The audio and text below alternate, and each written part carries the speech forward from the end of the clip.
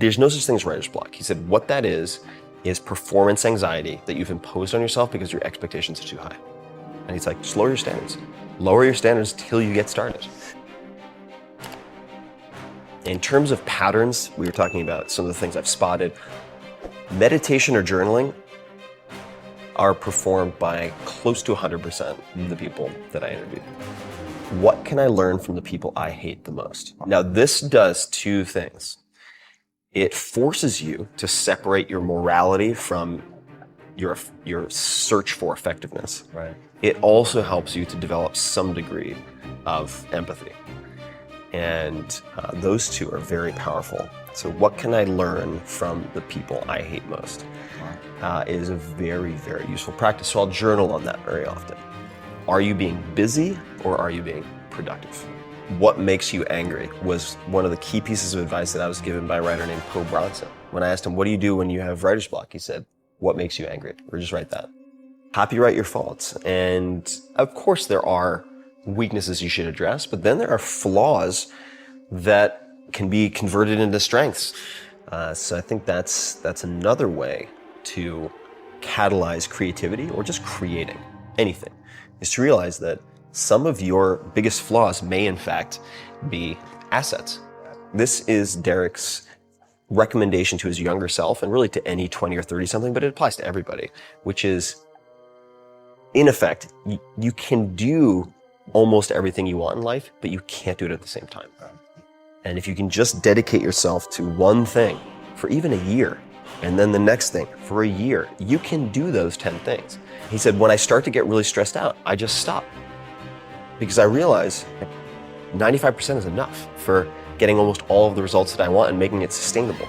The impact that I want to have on the world right now would be creating a benevolent army of super learners who test the impossibles.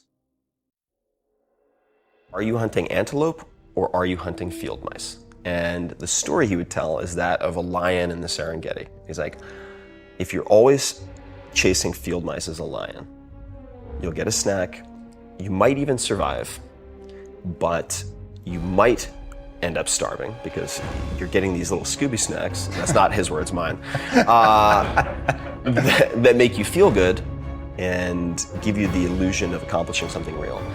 And for me, that's translated into, are you being busy or are you being productive? Yes. So copyright your faults. This is from Dan Carlin. But copywriting your faults. Dan was a radio guy before he was a podcast guy.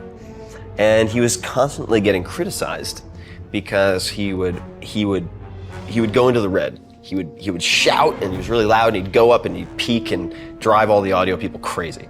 And then he'd get really low and whisper and they're just like, dude, come on, you're killing me here. Making my job really hard. And his supervisors at the time, they're like, look, kid, what people want is this like deep, dignified baritone voice for the radio. I don't have a voice for radio, so I can't do it. Later on, he had such a distinctive voice that people started complimenting him. And he's like, okay. So now this so-called weakness that he was unable to fix, so he didn't fix it. Not only that, but he avoided fixing it by having the intro guys. The guys would be like, please welcome, please enjoy, blah, blah, blah, Dan Carlin. And he'd say, he shouts, he whispers, or something like that. He had the intro guy do a caveat so that he didn't have to change his personal style, which later then became this huge asset. And his term is copyright your faults. He's like, now if someone imitates me, he's like, that's my jam. He's like, that's my shtick. And so that could be a question you ask, right? How might some of my biggest weaknesses be strengths or assets? I think that's a very useful question to journal on, and which I tend to do just about every morning, is freehand journaling in what are called morning pages. But talking about creativity, morning pages we should talk about. Julia Cameron describes them as spiritual windshield wipers. And the way I would translate that is, when you do morning pages, and you might just be complaining, like your lesser self, your worst self coming out on pages, just bitching and moaning, is you get that out of your system for the day. So you don't have it ricocheting around your head like a stray bullet for the rest of your waking hours, interrupting everything else. You just trap it, you freeze it on paper. And that practice has been tremendously liberating. Not only from a well-being standpoint, but from just freeing up my CPU so that I can focus on things that are more important. Because if I have all that, like, God, that guy and the dad and the dad, like I should have said bye, like all that bouncing around all day, it's like you have antivirus software just slowing down your, why is it so slow? It's like, yeah, because you're thinking about these stupid grudges that you're holding against people for trivial bullshit. Like, who cares if the guy at Starbucks bought the last thing of cashews, you idiot? Like, Ferris. Deeply troubled. Yeah, like Ferris pulled together. So if I get it on paper though, I'm like, okay, I've dealt with that. Now in the book you encourage people to bounce around. What's one thing that you hope nobody skips? So the book's broken into 3 sections. You have healthy, wealthy, and wise, which is a nod to Ben Franklin. I mean, they're all interdependent, right? Because they're sort of the 3 legs of the stool: healthy, wealthy, and wise. So I do think you need all 3.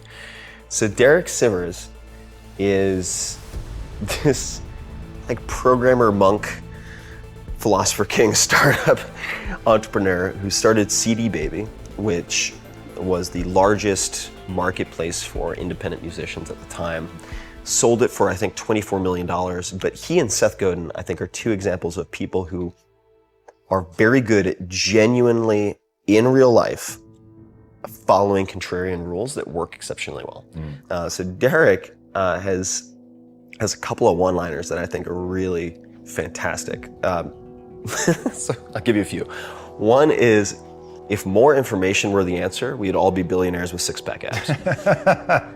That's a good one, right? And you just absorbing, not even absorbing, just reading and watching and listening to more isn't enough. Like, you have to apply it. You have to use incentives.